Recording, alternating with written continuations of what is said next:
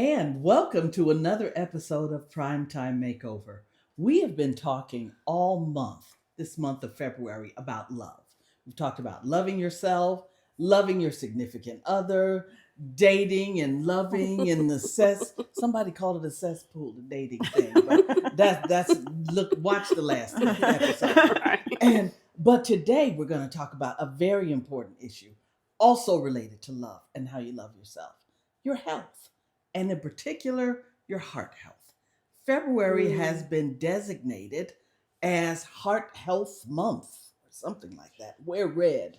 And so we are privileged to have today, along with our illustrious co host, Sheila Hopkins, we have someone that I will allow her to introduce to talk about heart health. Yes. So, hello everyone. It is so nice to be here on another episode of Primetime Makeover.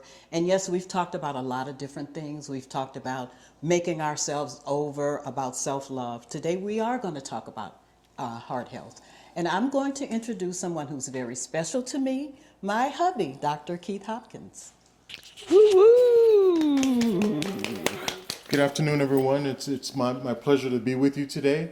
We're going to talk about some topics from not only a medical perspective, but also what we can do. Heart health and talking about heart health doesn't have to always be something negative and something to be feared, but what I want it to be is something to be treasured, just like self-love, taking care of yourself, taking care of people around you, extending your time here on earth is important and it's relevant. And I'm going to ask a question of everybody that we're going to come back to in a few minutes. And the first question is, has everyone always heard the phrase, God don't like ugly? I'm going to break down how that impacts us today and what we can do going forward with that. Okay. So I'd like to start by saying we talked about making ourselves over on the outside. We talked about makeup, we talked about attire for women in the prime time of their lives. What we haven't talked about is, and I think one of the episodes we said, when you look good, you feel good. But sometimes we don't feel good. And when we don't feel good, we don't look good. And that sometimes comes from the inside. It's one thing to make it over and to be beautiful on the outside, but we have to think about, especially as we age, those little things that start to break down. The knees might start to hurt. A little arthritis sets in. What are we doing on the inside to make ourselves look good and feel good?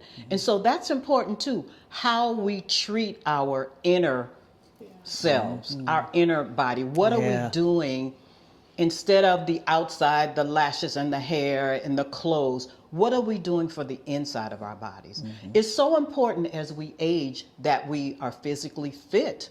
We have to think about that too. We get a little slower as we age, but we have to keep moving our bodies. The one thing I learned, I looked at all of my family members are starting to die, and they're dying prematurely. Dying. My youngest sister was 47 years old when she passed away. I had another sister who was 65 and 168. My parents died in their 60s. And I started to look at that. And I'm like, what can I do to make sure that doesn't happen to me? Whatever that cycle was, I wanted to break that. And so I started to think about my body. How did I want to feel? Because it's one thing to grow old, but what is your quality of life going to be as you age? I wanted a really good quality of life. And so I changed some things. I changed the way my diet, I changed what I eat, I watch what I eat. I'm also very physically active. I exercise every single day.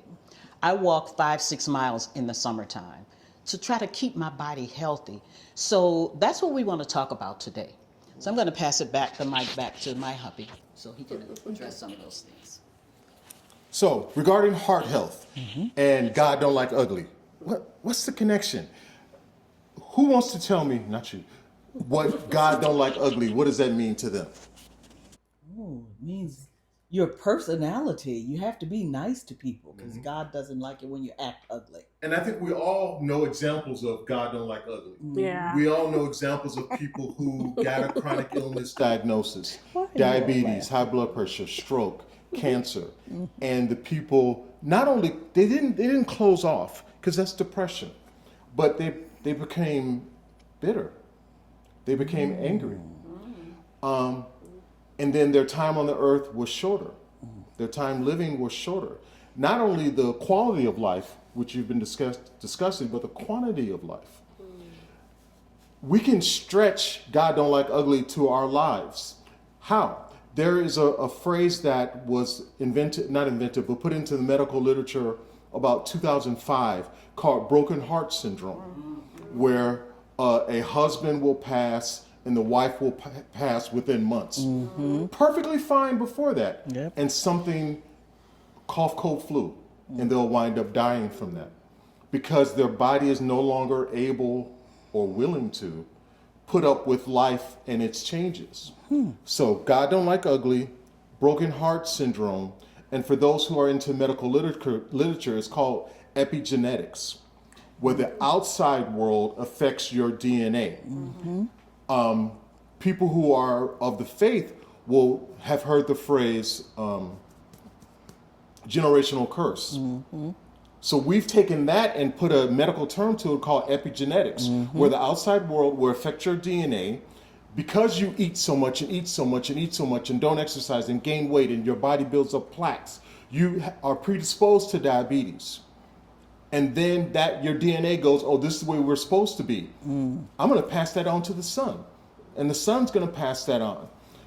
Breaking that curse is so important, but you have to know that it's not a generational thing. It's not a family thing. It's just what we were taught and accepted as real. We all have examples of generational curses. In my family, the Hopkins family, I would say not having control of your emotions is a generational curse.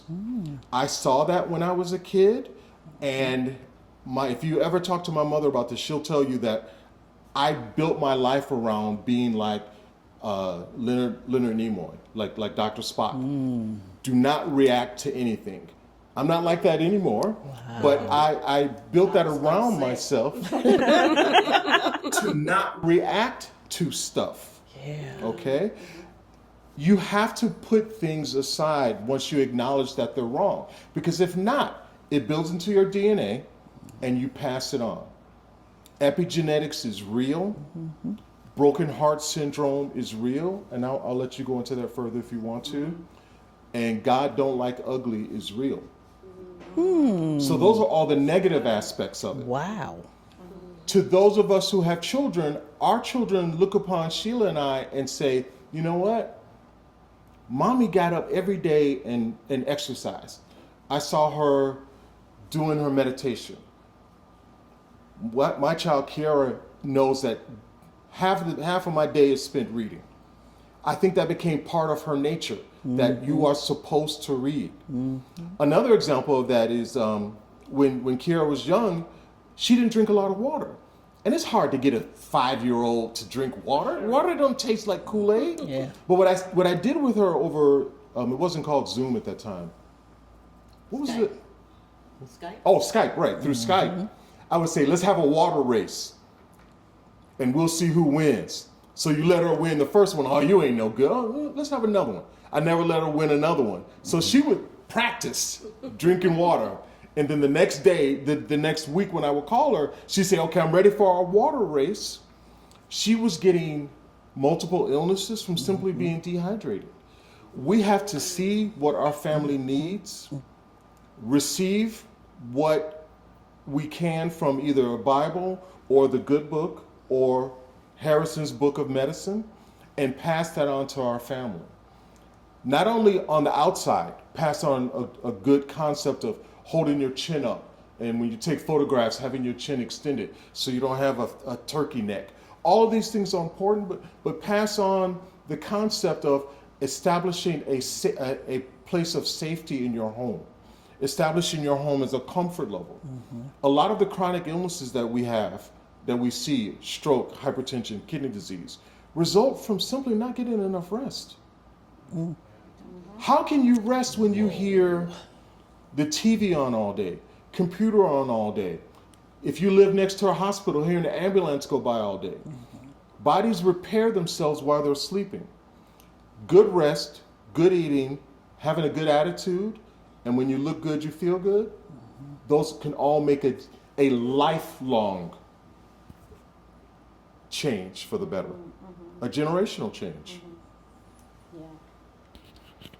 So, ladies, in the prime time of your lives, what are you doing to keep your bodies healthy? So I love the conversation that we're having about, because it's such a connection between, the medical field and the mental health field. And a lot of the things that you talked about is what we do in practice here, helping people to understand that there is a mind-body connection or an experience-body connection. And sometimes a lot of the things that my clients are feeling is because they're not taking care of their bodies. And when you don't take care of your bodies, you're at a decreased capacity to handle whatever is happening to you in your life. And so one of the things that I tell people, especially depressed clients, first thing, what are you doing? Are you moving? Are you moving? Right? Because it becomes so easy to sit and wallow in whatever it is that you're feeling and what you're thinking, and you get caught up in that and you don't move. You don't even breathe. Right? So we start with breathing exercises. We start with, how are you moving your body? Are you walking? Are you going to the gym? Are you running around your house? Whatever it is you're doing. And notice that when you do that, it enhances those neurochemicals, right? Dopamine, serotonin, all of those things increase when you actually move your body, when you actually play. And so sometimes people are looking for a quick fix. They want, medication to deal with depression. And of course, if that's necessary, that's an option. We explore that. But usually, in a lot of cases, it's because they're sitting in it and they're not allowing their bodies to move, and they're not nourishing their body with things that it needs to repair it, right? They're sitting eating the comfort food, the cookies, the cakes, the ice cream, all of those things because I feel depressed. And I get it. We make allowances for it sometimes. But then it's like, okay, where's your fresh fruits? Where's your vegetables? Where are your juices? What do your vitamins look like? All of these things, like I actually walk them, and and they come to me and they're like, well, I thought we were just gonna talk about the problem. But I'm a holistic therapist, right? Everything affects you. So we have to look at everything that's around you to make sure that you're at optimal peak level, because life is it's gonna happen, right? But the more you build yourself up physically and your health wise, you have the capacity to deal with life as it throws things at you. So I love this conversation that we're having today. Imagine if our comfort food became salad, fruit, a banana, some beans. When we started to feel down, every morning we get up, and I drink coffee. I drink a lot of coffee. I've done a bunch of research on coffee. I've written a bunch of articles on coffee. Coffee isn't what kills you, it's the stuff you put in coffee. So I'm gonna stand on the scale of coffee. Imagine if people got sad and they greeted the sun every morning and sat outside and had a cup of coffee. Everything you mentioned, that isolation, that sitting around, all of those things grease the slide towards not making you better. So imagine if our comfort food was eating healthy, getting up in the morning praying, welcoming the sun, taking those deep breaths. We have more nerve endings in our stomach than we do our brain. So not only eating properly, but taking those stomach breaths, right? I think most people these days, and my wife and I talked about this about 2 or 3 months ago, chest breathe. That increases your stress. You stress breathe when you're getting ready to run, when you're in the fight or flight. But when you take that deep belly breath, you relax. Things open up. So I'm just building on what you're saying. It's so much more we can do for our mental health, our physical health, and our spiritual health by taking a moment and worshiping what's around us. You have to teach people how to breathe, though. You have to literally teach people how to breathe, because our fast-paced life, right? Like everything is going around. We're rushing from here, we're rushing from there, and we don't take those moments to breathe. So I find a lot of clients, and I tell them to breathe, and they're like, how do I do that? And I'm like, okay, we're having a conversation about breathing. Okay, but this is where things like this help to educate people, because sometimes you can't do what you don't know. And so we want to be a voice that kind of helps spread the word about things that people need to do in their everyday lives to make them better. We're talking about primetime makeover, but we're going to make over the whole person. Yes. The whole person. Mhm. Yeah. So, Michelle, Melissa, what are your thoughts? Have you thought about this as you age? Have you thought about what do I need to do? Do I need to do anything different? Oh my goodness, yes. I have found, and we have a treadmill in the house, and I do like walking, but I also like weight training. And so I have free weights that I work with. That's kind of my way of staying physically in shape. But I'm also a lot more careful about what I put in my mouth. Mm-hmm. I was surprised. Uh, I was telling my husband the other day, I got some apples. I couldn't remember the last time I'd eaten an apple. I've eaten bananas. I love blueberries. I'm like, when is the last time I had an apple? But just thinking about those things, and like you said, the little things, drinking more water, um, drinking more water, Yeah. is important. And really, the sleep thing, it's coming into alignment. I got one of these little doohickeys that I'm not going to advertise, but I have one. Just kind of to keep track of what the body systems are doing, being more aware. Yeah. I would say too, after COVID, a lot of people became remote.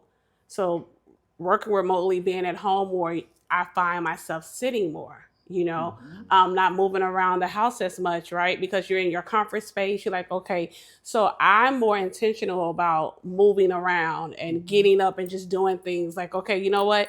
That could wait till after work, but I'm going to do it now. And then also just being consistent with having those checkups or those appointments. Sometimes when we know there's some things we're going to have to stop, we procrastinate, like I'll wait, or I'm gonna go later because I'm going on this trip and I gotta eat good because I'm about to go to Dubai. No, you may not make it if you don't go to that doctor and know what's going on, because you can get on a plane and then something goes haywire, and it's like that's why you need to check in. So being more intentional about doing the right things, and not taking advantage of the luxury of what we have, but using it for the purpose of what it does. Like being at home, it's not just for you to sit all day, but you're able to move around more, because when you're in the office, you're limited to do certain things. So on lunch, you can go on a treadmill or go outside when the weather is nice and walk around. You may not always be able to do that, when you're in the office as much. So taking advantage of the luxury of, taking care of your health. Yeah.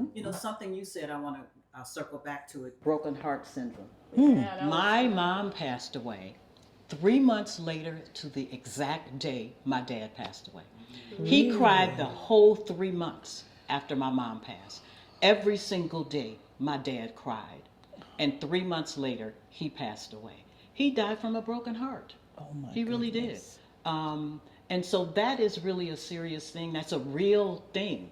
It's a real thing. And so I started to look at that, and I made some changes in my life. Not just how I eat. I stopped eating meat like 5-6 years ago. Not because I love animals that much, I do, but it wasn't anything except I was not processing meat. My body does not like meat. It was for no other reason than that. I'm not a veg head or whatever you want to call it. I just don't eat meat because my body, it stayed in my body. And so when I stopped, everything just started to feel so much better inside of me. Wow.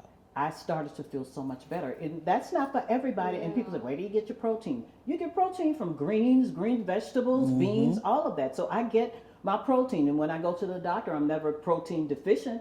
So I'm good with not eating meat. And that's why I don't eat it, because my body doesn't like it. And so we have to do what we need to do for our own bodies. Yes. And you have to, but you also have to know your body. You have to know what works for you and what doesn't work.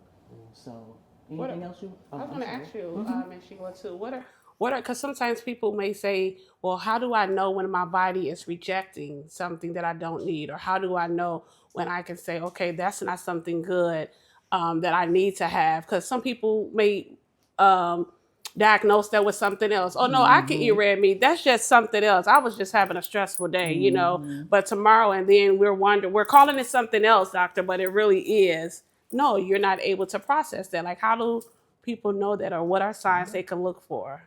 So Back when Sheila and I first met, we participated in the Daniel's fast. And I have a lot of chronic issues and stuff from, high school and college sports, and, just yada, yada. About the second day, I woke up. I was like, wait, what's different? I wasn't in pain. Wow. I was like, why am I not hurting? I'm doing the same workout. I'm drinking maybe a little bit more water. I'm still lifting, but I was in no pain.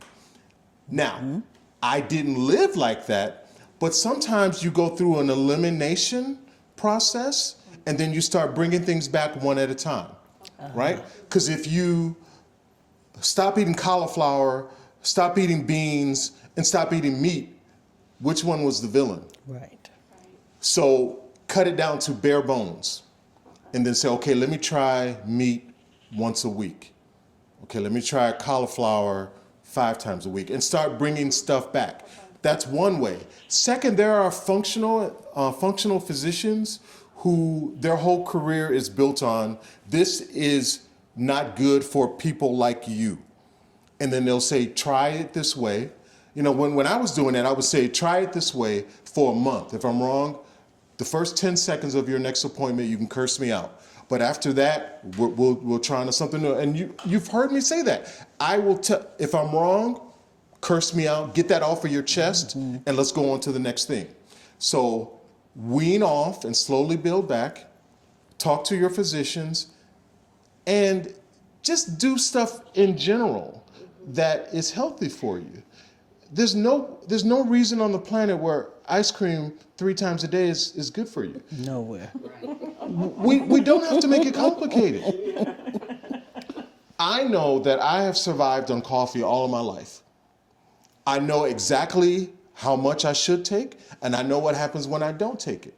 And I know what happens when I take too much. But that's from paying attention, being intentional. See the circle? Yeah. Being intentional about what we do. See the circle. Being intentional about how we live, Yeah. how we pray, how we eat, and how we treat each other, and how we see each other. Yeah. I do not like mirrors, but I look at how my body responds to stuff, and I go, okay, this is working. I've given this a month and it hasn't worked. I can stop that. Okay. So you can ask your doctor, but if the doctor doesn't know, you know your body better than the doctor does. And this is Yeah. coming from a doctor. Yes. A doctor should be to bounce information off of. But garbage in, garbage out. Yeah. If you go to the doctor, why are you here? I'm just here, because my job sent me here. Well, the doctor's going to be like, well, you don't care, why should I? Yeah. That sounds mean, but a patient who comes in with, hey, I got these 5 things I want to talk about. How much time we got? We got 3 things. Okay, here are my top 3 things. They will know that, okay, when Miss Akins comes in, I got to have this list ready because she's going to want to know. I have to be able to email her this information. So I'm circling back around, being intentional about life, being intentional about what we eat. I do not follow a vegan diet, but I've cut a lot of meat out of my diet. But I take a lot of supplements to reverse that. Why? Because I feel more comfortable doing that. But you ask, how do you get your protein?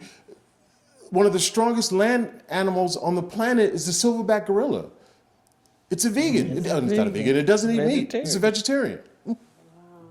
And when we eat cow, what do cows eat? Grass. Grass. All we're doing is eating processed grass.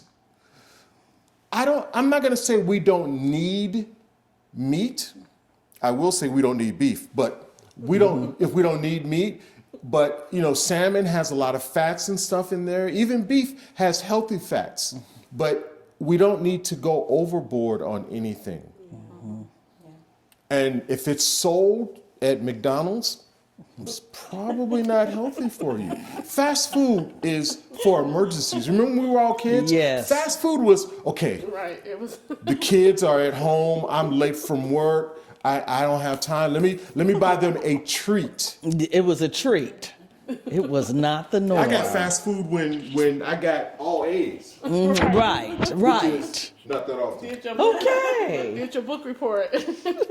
So this is really good conversation. Yes. The thing is, know your body. Yeah. You know, I didn't go to a doctor to tell me to stop eating meat. I just said, when I ate it, I felt bad. You felt it. I felt bad. I didn't eliminate it the way I thought I should. Yeah. And so I said, well, let me try not to eat meat. And I tried it, and I felt so much better. Everything in my body started to feel better. Yeah. You know, I don't have joint pains. My knees don't hurt. My back doesn't hurt, anything. And you know why? Because I move it. I move my body. It's like a car. If you don't use your car, what happens? When you go Yeah. out there to start it, it You won't gotta start. jump it. Right. Yeah. You got to tune it up. Yeah. So, But you know what? I wanted to reference. I like what Dr. Hopkins said. He didn't just talk about what we eat and how we move. He said how we treat each other, That was good. who we are spiritually, and so it is the whole Full picture. circle. Yeah. Because I know people who are miserable, but they're in great physical shape, and they can't explain the illnesses and the pains in their bodies. And perhaps it has to do with God not liking ugly. How's that for the circle? yeah. Yeah. Yeah. So thank you for that. Yeah. Doctor. That's The that's a whole good. The whole body. thing. It's the whole thing. The whole You treat the whole person. body. The whole Yeah. person. Yeah, and that's what we wanted to talk about. It's not just, we talked about being pretty and wearing the flirty clothes and all of that, but it's so much more, especially as we age. Because as we age, things start to age with us. You know, these joints don't feel like they felt when you were 30, when you were 20. And so we have to take care of the inside of our bodies. And that's what makes us glow on the outside. It's not the makeup so much. It is the thought process. Yeah. It's the mindset, and it is the physical. It's the food we eat. It's everything. So, anybody else want to add anything to No, that? I just when he said garbage in, garbage out, I'm like that is so true because a lot of things I know I experienced that I was dealing with wasn't so much of just my thought process, but it was also what I was putting in my body, right? And then when your body starts to manifest that, and you're like, wait a minute, what's going on? It's like, no, let's go back and count the calendar days and everything you've been eating, you know. And sometimes when you feel like you're moving along and nothing is bothering you, sometimes it takes a buildup. And after your body recognizes all of that, I feel like then your body's like, knock, knock, and you keep going like you didn't hear the door. And then now you're upset because now you got to do all of these things to get back to where you were. So I just think when you feel it, you know what's happening, act quickly because your body will manifest that. Of course, I'm going to tell another coffee story. When I was in medical school, I used to drink coffee with cinnamon in it all the time. And through observation, I realized that I was allergic to cinnamon. It was giving me trouble breathing and giving me mouth ulcers and everything. I went to the doctor. Now, let me lead this by saying I went to medical school in the early 90s. So this is after the 80s AIDS scares. So I went to the doctor with a bunch of mouth ulcers. And he was like, tell me your sexual history. I was like, what does that have to do with coffee? He was like, coffee? What does that have to do with mouth ulcers? And I told him, look, I think I'm getting mouth ulcers from cinnamon. When I stop the cinnamon, the ulcers go away. When I take the cinnamon, they reappear. And I'm willing to deal with mouth ulcers because I love cinnamon in my coffee. He was like, that makes no sense. I was like, okay. So I did all my AIDS testing and stuff. He was like, okay, I want you to have no cinnamon for a month and come back. No, all gone. I told that whole long story to put a smile on people's faces and also to acknowledge that doctors don't know everything, but that by observation, by paying attention, you can know it. And if you know that you have an allergy to a food you like, if you're willing to put up with diarrhea, with a cough, with a headache, every now and again, not every day, but every now and again, then take it. That's fine. I have a family member who's allergic to shrimp. This person loves shrimp fried rice. So every now and again, she'll have shrimp fried rice. She knows she's going to be sick for 24 hours, but she loves shrimp fried rice. But if you can do that, if you can make that connection, then you choose when you're going to be sick. That's being intentional. That's being observant. And in my case, it was being stupid, but I just like to say, because we're talking about prime time, right? That sometimes, your body changes, the biochemistry of your body changes, and so some things that you could eat when you were younger, you can't eat when you get older. And so mine, I developed lactose intolerance as I aged, and that was a real eye opener because, like, growing up, I had milk and cereal, cheese, and all the stuff. Now I'm like, you can't do that. So not only paying attention to your body, but also knowing that your body is going to change as you age. And so making those adjustments when you do age. Maybe I like this, like you said, maybe I can tolerate it for this, but knowing that 5 years from now, it might be something different as well. Yep. Yeah. Yeah, What it's, you yeah, can it's do. also with the physical body. You know, when we were young, we could run. Run and play and jump all day long. We can't do, you have to know your limitations now. Yeah. You know, we can't run and play and jump and, go on the merry-go-round and all that kind of stuff Yeah. like we did Roller when we were coasters. young. Yeah, you can So go the down the roller stairs like coaster, this. Now you got to go You gotta sideways. hold on. I gotta hold on when I come down the stairs now. When You you used to just go plop, Yes. plop, plop. But now Yes. you have to hold on as you go down And the stairs. take your time. Take your time, yeah. Yes. So just knowing who you are, knowing your body, knowing what works and what doesn't. And everybody's body is different. You know, like I said, my sister's having knee pains right now, knee issues with her knees. And we used to walk together. She can't walk with me as much anymore because she's having those problems. But so I just go by myself. And I know you're going with me when Yes, the I summertime am. comes. Yes, I am. So well, let me ask you this. Do you think that if your sister had kept, which came first, her not walking with you or the knee pain? I'm not sure. I think the knee pain came first. Really? Okay. Because I think, I agree that you have to know your body's limitations. But I also think we shouldn't settle into those limitations, right? Because our bodies are beautifully and wonderfully made, we have to accept the highest rather than say, well, I'm 65. I'm not supposed to be going to the library and out on the gym and out on the track. yeah, that's such a good point because what I realize with women in my age group, they think they're supposed to sit And hurt. and hurt and accept, well, I'm just getting old. No, we don't have to accept it. And that, honestly, that is why I have trouble trying to find my place now because the younger women don't want to be bothered with me. Let's just be real. They don't want to be bothered with an old lady. The women my age don't want to be bothered with me because they don't want to walk and run and play. You're doing too much. I'm doing too much. Go somewhere and sit down. And that's why, it's something with now everybody's having knee and hip replacement. Yes. What is that? What is that? What And is shoulders. that? Shoulder, yes. What is that? Where everybody's every woman I know my age is having some kind of problem with their knee or their hip. I know somebody just had total knee and hip replacement. She's younger than me. What is that? Where this is now the new thing. And you know what else I see, especially in this community? Those motorized wheelchairs. I see young people in them. I see open. That's crippling us. Yes. We need to Exactly. move our bodies. We have accepted Yes. this is just how it is. I don't choice. accept that about me.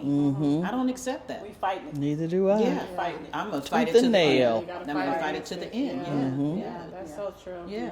So And I think sometimes we adapt what we see. Yeah. Like if we see our ancestors or our parents or grandparents go through something, it's like, oh, okay, I could still have this life and ride in a scooter and move around. Because you see people in the stores and they just be going, ooh, I'm like, Zipping. it's like I'm walking. You're driving. But I think a lot of times we adapt to that, and then we feel, to your point, I think Doctor said that we feel like it's okay to live the limitations.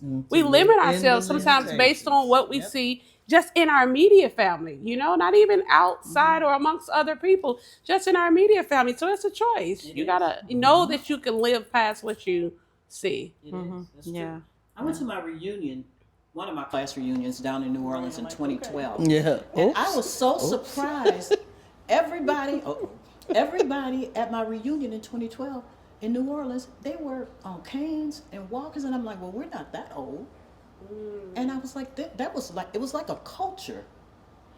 And I think people have accepted. You get one little ache and you're in a wheelchair. Yeah. What is that? My husband has had some challenges with his feet, but he still keeps going. Yeah. You know, we're believing in his healing, and you have to act, you have to walk it out. Yes, you do. Walk it out. Literally walk it out. Yeah, you have to walk it out. Yes. So I'm done. Well, we are so grateful. Grateful. Thank you so much, Dr. Hopkins. Thank you. For your participation and for the month of February. We ended up talking about how we love ourselves, how we take care of our bodies. So thank you, Sheila, for moderating this and bringing your husband along to talk to us. And let's keep all of these things in mind, even if it's just one step. There are a lot of things that were thrown out today. Pick one at least, and let's start doing it. Yes. Thank you again. Love you all, and you are loved. All right, that's a wrap. That was good. That was good.